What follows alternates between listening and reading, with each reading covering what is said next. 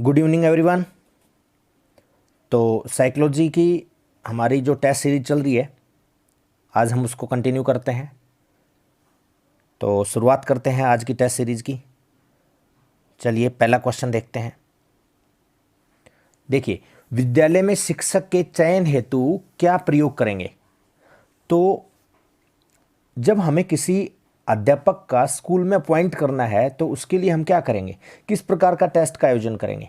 तो हम जानते हैं कि जो अशाब्दिक बुद्धि परीक्षण है ये अनपढ़ लोगों का या जो साक्षर नहीं है उन लोगों का लिया जाता है। अशाब्दिक बुद्धि परीक्षण, क्रियात्मक बुद्धि परीक्षण दोनों का होता है, जो पढ़े लिखे लोग हैं उनका भी और जो अनपढ़ हैं उन लोगों का भी। लेकिन जो पढ़े लिखे लोग हैं उनका सबसे जो बेटर होता है, जो टेस्ट करने का तरीका होता है परीक्षण करने का, वो कौन सा माना जाता है, शाब्दिक बुद्धि परीक्षण माना जाता है। इसलिए इस क्वेश्चन का जो सबसे बेटर आंसर होगा वो होगा ऑप्शन नंबर सी, शाब्दिक बुद्धि परीक्षण। ठीक है, चलिए नेक्स्ट क्वेश्चन के लिए बढ़ जाते हैं। सेकंड क्वेश्चन है, देखिए बड़ा सिंपल है। एक सफल पेंटर में किस प्रकार की बुद्धि पाई जाती है। तो जो पेंटर होता है, चित्रकार होता है, ये लोग किस प्रकार से काम करते हैं। जैसे पेंटर है या चित्रकार है तो उसको चित्र बनाने के लिए पहले माइंड में ही क्या बनाना पड़ेगा, एक इमेज क्रिएट करनी होगी। जो भी चित्र वो बनाना चाहता है उस चीज़ को पहले वो माइंड में सोचता है, माइंड में डेवलप करता है। तो उसका जो चिंतन का स्तर है वो किस प्रकार का हुआ, अमूर्त होगा। इसलिए एक जो चित्रकार होता है या सफल पेंटर होता है उसमें किस प्रकार की बुद्धि पाई जाती है, अमूर्त प्रकार की बुद्धि पाई जाती है। पहले एक बार हम थोड़ा सा बता देते हैं इसके बारे में भी। जो सामाजिक बुद्धि होती है वो किस प्रकार के लोगों में पाई जाती है, जो समाज के साथ डीलिंग करते हैं, जैसे राजनीतिज्ञ हैं, सामाजिक कार्यकर्ता है, कूटनीतिज्ञ हैं, ठीक है, दुकानदार हैं, तो ये व्यवसायी है। इनमें किस प्रकार की बुद्धि पाई जाती है, सामाजिक बुद्धि। ठोस यांत्रिक बुद्धि या मूर्त बुद्धि हम कह सकते हैं इसको। ये किस प्रकार की बुद्धि होती है, जो लोग कल पुर्जों से संबंधित कार्य करते हैं, जैसे मोटर मैकेनिक है, इंजीनियर है, प्लम्बर है ना। इस टाइप के जो लोग होते हैं, जो चीज़ों को डायरेक्ट उनके सामने होती है, उन चीज़ों को वो टच करते हैं, छूते हैं और वो करते हैं, कार्य करते हैं। तो आप ये ध्यान रखना, ठोस या जो मूर्त बुद्धि होती है इसका मतलब होता है जो चीज़ हमें दिखाई देती है, हम जिसको छू सकते हैं, महसूस कर सकते हैं, वो ठोस होती है। ठीक है। तरल बुद्धि का जो प्रकार है वो कैटल महोदय के द्वारा बताया गया था, है ना। इसकी अलग टाइप होती है। और अमूर्त बुद्धि के बारे में हमने अभी डिस्कस किया है। तो अमूर्त बुद्धि क्या होती है, जो हम केवल महसूस कर सकते हैं, इसको हम देख नहीं सकते, छू नहीं सकते, ठीक है ना, स्पर्श नहीं कर सकते। तो एक जो पेंटर होता है उसमें किस प्रकार की बुद्धि पाई जाती है, अमूर्त प्रकार की बुद्धि पाई जाती है। मे भी कोई डाउट नहीं होगा अब आपको। चलो इसी के साथ बढ़ जाते हैं नेक्स्ट क्वेश्चन पे। देखिए बड़ा ही सिंपल क्वेश्चन है, बुद्धि का अधिकतम विकास किस अवस्था में होता है। देखिए, अगर बात करता है कि बुद्धि का तीव्रतम विकास या बुद्धि का विकास तीव्र, बहुत ही अधिकतम गति से किस अवस्था में होता है, तो आपका आंसर होता है शैशव अवस्था। ठीक है, लेकिन ये पूछ क्या रहा है, तीव्र विकास की अवस्था नहीं पूछ रहा, ये अधिकतम विकास, यानी कि विकास अपने चरम पर कब होता है। तो हम जानते हैं कि विकास का जो चरम काल होता है, विकास अपने चरम पर होता है किशोर अवस्था में, यानी कि 16 से 18 वर्ष की आयु में किशोर अवस्था के दौरान विकास अपने चरम पर होता है। तो इस क्वेश्चन का जो राइट आंसर होगा वो क्या होगा, किशोर अवस्था होगा। मे बी आपको समझ आ गया होगा। चलिए नेक्स्ट क्वेश्चन के बारे में बात करते हैं। देखिए, अच्छे मंत्री, व्यवसायी, कूटनीतिज्ञ व सामाजिक कार्यकर्ताओं में निम्न प्रकार की बुद्धि पाई जाती है। अभी हमने डिस्कशन किया था। तो ये किस के साथ डील करते हैं, समाज के लोगों के साथ डीलिंग करते हैं। ये समाज के लोगों के साथ इनका डायरेक्ट इंटरेक्शन होता है, चाहे वो व्यवसायी है, चाहे वो सामाजिक कार्यकर्ता है, चाहे राजनीतिज्ञ है, चाहे कोई मंत्री है, चाहे कोई दुकानदार है। तो इसमें किस प्रकार की बुद्धि पाई जाएगी, सामाजिक बुद्धि। चलिए नेक्स्ट देखते हैं। नेक्स्ट क्वेश्चन भी बड़ा सिंपल है। देखिए, बुद्धि के संदर्भ में सत्य कथन नहीं है। तो देखिए, इनमें से 3 तो सत्य होंगे और 1 असत्य होगा, वो हमें देखना है। बुद्धि अनेक कारकों का योग है। थॉर्नडाइक ने बुद्धि का एक सिद्धांत भी दिया है, बहुकारक सिद्धांत, जिसमें बुद्धि के बहुत सारे कारक बताए गए हैं, जिसको मात्रात्मक सिद्धांत या बालू का सिद्धांत भी कहा जाता है। जिस प्रकार बालू के ढेर में बहुत सारे कण होते हैं, उसी प्रकार थॉर्नडाइक ने बुद्धि के अनेक कारक बताए हैं। बुद्धि अनेक इकाइयों का समूह है, ये बात भी बिल्कुल सही है। बुद्धि में बहुत सारी यूनिट देखने को मिलती हैं। इसके बाद आपको दिया हुआ बुद्धि पूर्णतः अर्जित होती है, ये बिल्कुल गलत है। बुद्धि जो है वो पूर्णतः अर्जित नहीं होती, बुद्धि जन्मजात होती है। और जन्मजात बुद्धि में हम इन्वायरमेंट के इंटरेक्शन के साथ थोड़ा बहुत सुधार कर सकते हैं, लेकिन बुद्धि को बदला नहीं जा सकता। बुद्धि होती जन्मजाती ही है, तो बुद्धि पूर्णतः अर्जित होती है, ये आपका बिल्कुल ही गलत कथन है। और ऑप्शन नंबर डी है वो क्या दिया हुआ है, बुद्धि समस्या समाधान की योग्यता है। तो हम जानते हैं कि बुद्धि समस्या समाधान की योग्यता तो है, लेकिन क्या नहीं है, बुद्धि पूर्णतः अर्जित नहीं होती बुद्धि। यानी कि ऐसा कभी भी नहीं हो सकता कि किसी बच्चे का जन्म हुआ जिसमें बुद्धि थी ही नहीं, या मूर्ख था, वो इडियट टाइप का बच्चा था, और वो आगे बढ़कर या इन्वायरमेंट के साथ इंटरेक्शन करके, वातावरण के साथ इंटरेक्शन करके उसको बहुत अच्छे स्कूल में बहुत अच्छे लोगों के साथ अगर छोड़ भी दिया जाता है, तब भी अगर कोई ये प्रयास करे कि उसमें बुद्धि डेवलप हो जाए, तो वो बिल्कुल नहीं हो सकती। उसमें थोड़ा बहुत सुधार किया जा सकता है इन्वायरमेंट के इंटरेक्शन के साथ, लेकिन बुद्धि को कभी भी बदला नहीं जा सकता या बढ़ाया नहीं जा सकता। तो इस क्वेश्चन का जो राइट आंसर होगा कौन सा, सी ऑप्शन, बुद्धि पूर्णतः अर्जित होती है, ये बिल्कुल गलत है। मे बी आपको कोई डाउट नहीं होगा अब इसमें। चलिए बढ़ जाते हैं नेक्स्ट क्वेश्चन के लिए। बड़ा ही सिंपल क्वेश्चन है। मोहित की बुद्धि रोहित की बुद्धि से अच्छी है, जिसके मुख्य कारण क्या है। देखिए, मोहित की बुद्धि रोहित से अच्छी है, तो ये हेरिडिटिकल रीजन तो है, आनुवंशिकता तो है।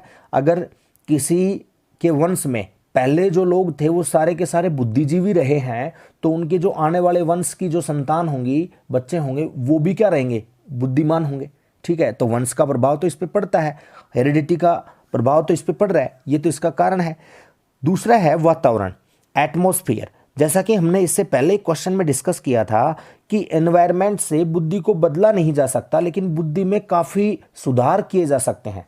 ठीक है, बुद्धि में थोड़ा बहुत सुधार यहाँ पर हम एनवायरनमेंट के इंटरेक्शन के साथ कर सकते हैं। तो मोहित की बुद्धि रोहित से अच्छी है, तो ये दो कारणों से हो सकती है। एक तो उसको वंशानुक्रम के अनुसार अच्छी बुद्धि मिली है, दूसरा वो एनवायरनमेंट भी उसके सामने ऐसा है, उसके लिए ऐसा एनवायरनमेंट क्रिएट किया हुआ है कि वहां पर सारे के सारे शिक्षाविद लोग हैं, तो उसकी बुद्धि और अधिक तीव्रता से डेवलप होगी, उसमें और अधिक सुधार होंगे। तो ये दोनों ही रीजन इसके क्या है, कारण है। मोहित की बुद्धि रोहित से अच्छे होने के कारण है। अब ऑप्शन नंबर सी दिया हुआ है व्यक्ति के निजी प्रयास, तो ये इसका कारण बिल्कुल नहीं है। तो इसका जो सबसे बेटर आंसर होगा वो होगा ऑप्शन नंबर डी, उपयुक्त ए और बी दोनों। मे बी आपको इसमें भी कोई डाउट नहीं होगा। अब नेक्स्ट क्वेश्चन के लिए बढ़ जाते हैं। सचिन गणितीय समस्याओं, मैथमेटिकल प्रॉब्लम्स को हल करने में निपुण है। सचिन में बुद्धि का कौन सा प्रकार लक्षित होता है, यानी कि सचिन में बुद्धि की कौन सा प्रकार देखने को मिलता है। तो देखिए, सचिन गणितीय समस्याओं को, मैथमेटिकल ऑपरेशंस करता है या कैलकुलेशन का पार्ट करता है। मैथ्स करने के लिए चीज़ें हमें माइंड में लॉजिकल वे में आनी चाहिए। लॉजिकल वे में अगर हमारा थॉट प्रोसेस है, तो ही हम मैथ्स का जो प्रॉब्लम्स हैं उनको अच्छे से सोल्व कर पाएंगे। तो ये चीज़ें मूर्त बुद्धि में नहीं होती हैं। मूर्त में मैं बता चुका हूँ क्या होता है। ठीक है, इंजीनियर वगैरह हो गए, जो मोटर मैकेनिक हो गए, मोटरसाइकिल वगैरह को ठीक करने वाले मैकेनिक हो गए, है ना, प्लम्बर वगैरह हो गए, तो गणितीय समस्याओं को हल करने में निपुण है, ये बताया गया है। इसका मतलब उसकी जो थॉट प्रोसेस है वो क्या है, लॉजिकल है। और लॉजिकल जो चीज़ें हैं वो कौन सी बुद्धि में होती हैं, अमूर्त बुद्धि में। तो इसमें आपको कोई डाउट नहीं होना चाहिए, इस क्वेश्चन का जो राइट आंसर होगा वो होगा अमूर्त बुद्धि, ऑप्शन बी। चलिए इसी के साथ आगे बढ़ जाते हैं नेक्स्ट क्वेश्चन के लिए। बड़ा ही सिंपल क्वेश्चन है, देखिएगा ध्यान से। जन्म से लेकर जो भी आयु होती है उसे कहा जाता है। जन्म से लेकर जो एज प्रेजेंट तक होती है उसको हम क्या बोलते हैं, शारीरिक आयु, फिजिकल एज भी बोलते हैं और रियल एज भी बोलते हैं, लेकिन उसको हम मेंटल एज नहीं बोलते। तो इस क्वेश्चन का जो राइट आंसर होगा वो क्या होगा, ऑप्शन नंबर डी, ए और बी दोनों, है ना। इसको शारीरिक आयु और वास्तविक आयु भी बोला जा सकता है, तो दोनों सही हैं। इसका आंसर होगा ऑप्शन नंबर डी। में भी समझ आ गया होगा। नेक्स्ट क्वेश्चन के लिए आगे बढ़ते हैं। देखिए, बुद्धि का वर्गीकरण के द्वारा व्यवसाय चयन होता है। मतलब अगर बुद्धि को क्लासिफाइड किया जाता है, इंटेलिजेंस को डिफाइन कर दिया जाता है, तो उसके वर्गीकरण के माध्यम से व्यवसाय का जो चयन होता है वो कैसा होगा, वो सरलतम होगा, कठिनतम होगा, जटिल होगा या उपयुक्त सभी होगा। तो देखिए, अगर बुद्धि का वर्गीकरण हो चुका है तो हमारे लिए व्यवसाय का जो चयन होता है वो बहुत ही सरलतम होता है। कैसे होता है तो मैं बता देता हूँ। देखिए, अगर किसी व्यक्ति को, किसी छात्र को ये पता लग जाता है कि वो औसत एवरेज बुद्धि का है, उसका जो आईक्यू लेवल है वो 110 के आसपास है, तो उसको ये पता लग चुका है कि उसका जो बुद्धि का लेवल है वो एवरेज स्टूडेंट है। तो एवरेज स्टूडेंट है तो वो ये तो सोचेगा नहीं कि भाई मुझे साइंटिस्ट बनना है। ठीक है, साइंटिस्ट कौन होते हैं? जो जीनियस लोग होते हैं। ठीक है, वो कोई इस प्रकार का कार्य भी नहीं करेगा जैसे हथकरघा वगैरह है, हस्तशिल्प उद्योग है, उनमें भी कार्य नहीं करेगा, क्योंकि उनमें कौन से बच्चे कार्य करते हैं? जो सामान्य रूप से नीचे के लेवल के होते हैं, जो पिछड़े बालक होते हैं। ठीक है, या सामान्य स्तर से नीचे के बालक होते हैं।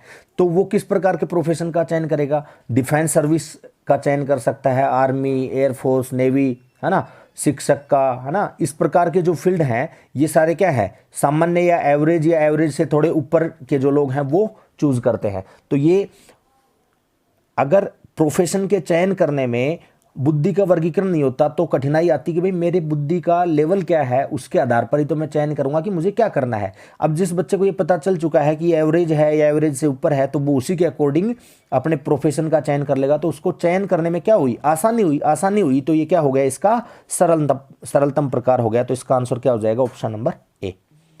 उम्मीद है समझ आ गया होगा। चलिए नेक्स्ट क्वेश्चन के लिए बढ़ जाते हैं। बड़ा ही सिंपल क्वेश्चन है। देखिए, स्पीयरमैन के अनुसार बुद्धि की संरचना में मूल कारक हैं। स्पीयरमैन के बारे में पढ़ते ही हमारे माइंड में दो चीजें आनी चाहिए।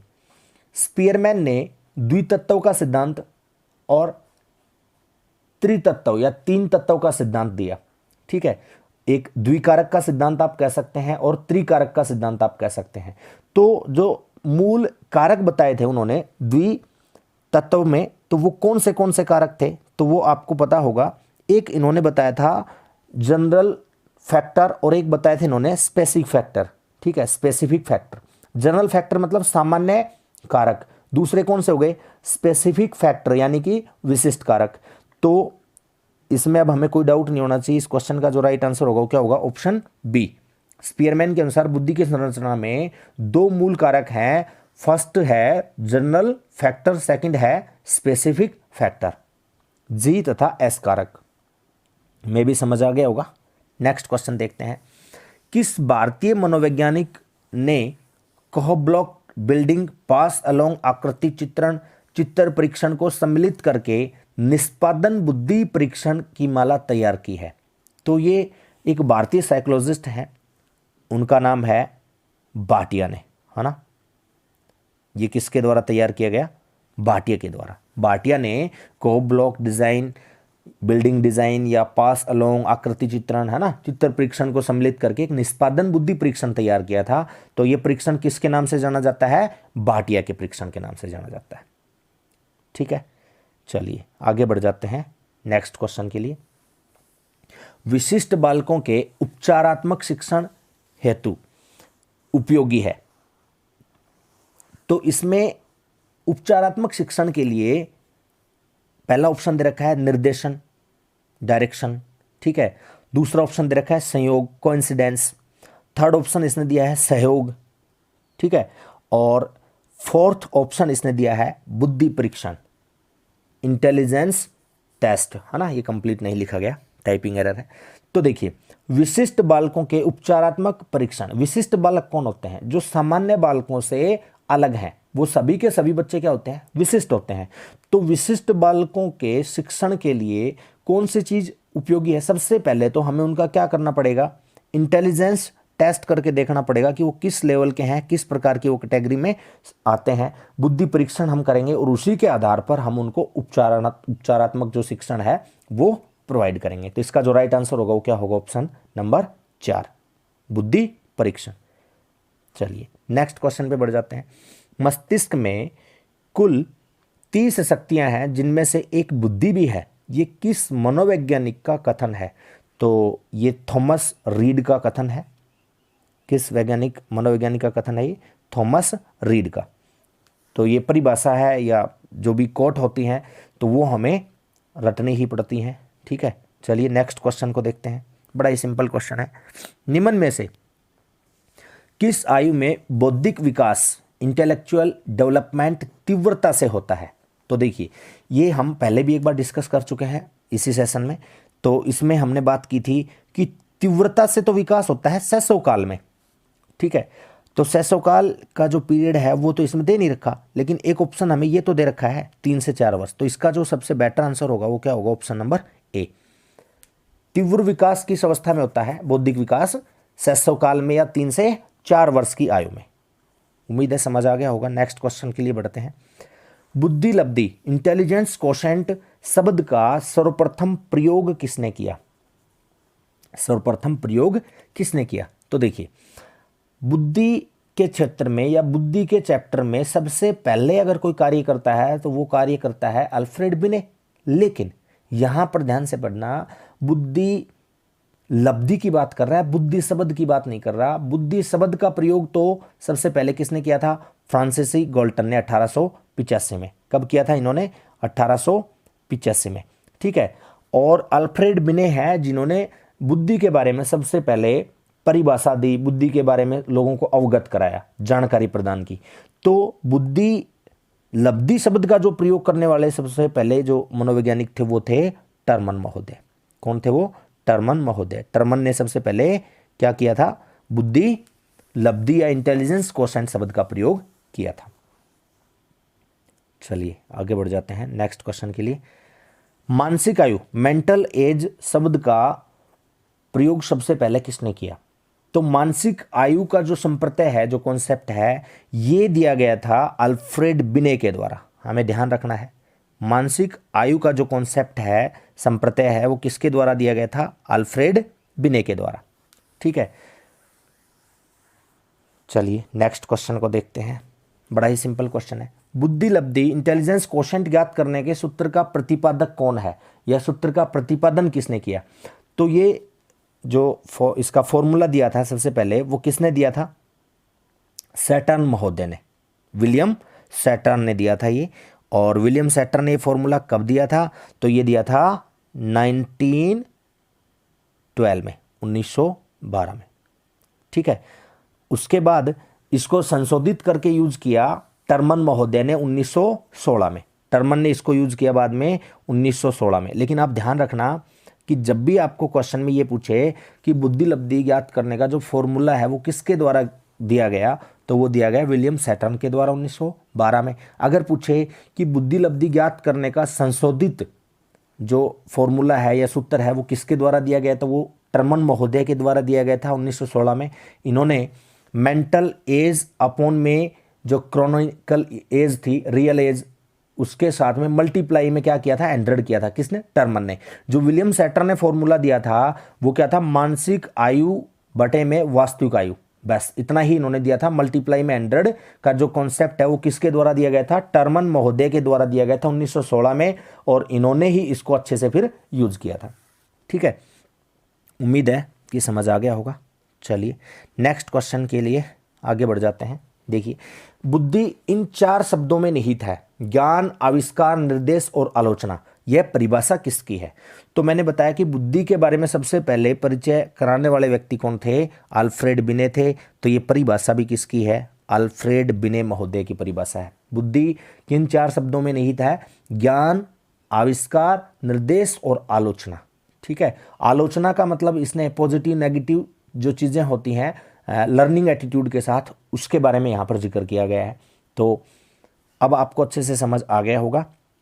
ठीक है, कि अल्फ्रेड बिने ने क्या किया है इसमें, है ना। फ्रांसिस गाल्टन सबसे पहले कौन थे जिन्होंने सबसे पहले बुद्धि शब्द का प्रयोग किया था? 1885 में। ठीक है, और 1904-5 में अल्फ्रेड बिने ने बुद्धि शब्द को अच्छे से परिभाषित किया, बुद्धि के बारे में लोगों को बताया। ठीक है, उसके बाद अगर बात की जाती है यहाँ पर मानसिक जो आयु है, मानसिक आयु का जो संप्रत्यय है वो किसके द्वारा दिया गया?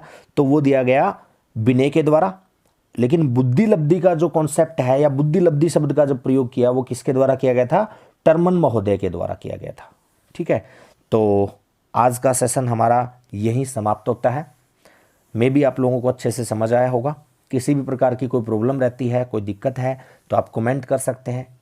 ठीक है, मिलते हैं नेक्स्ट सेशन में। तब तक के लिए नमस्कार, बाय बाय।